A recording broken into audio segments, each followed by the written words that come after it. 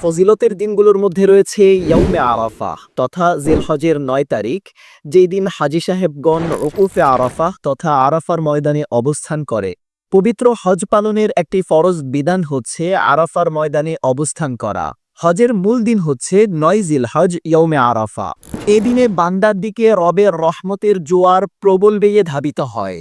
এদিনে তিনি অসংখ্য বান্দাকে ক্ষমা করে দেন এবং জাহান্নাম থেকে মুক্তি দেন। উম্মুল মুমিনিন হযরত আয়েশা রাদিয়াল্লাহু তাআলা আনহা থেকে বর্ণিত, নবীজি সাল্লাল্লাহু আলাইহি ওয়াসাল্লাম ইরশাদ করেন, মা মিন ইয়াউমিন আকসারা মিন আইয়ুতিকাল্লাহু ফীহি আবদাম মিনান নার মিন ইয়াউমি আরাফাতা।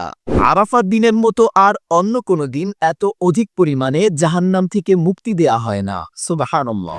এছাড়া বিশেষভাবে ইয়াউমে আরাফাহ তথা আরাফার দিনে রোজা রাখার কথাও হাদিসে এসেছে।